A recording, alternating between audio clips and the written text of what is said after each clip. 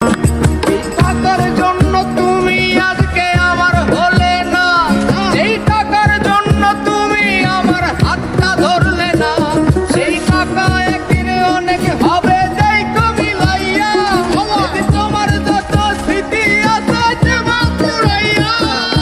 বুঝতে পারি কেন তুমি আমার হলে না, তোমারে কিনে নেয়ার মতো টাকা পয়সা ছিল না।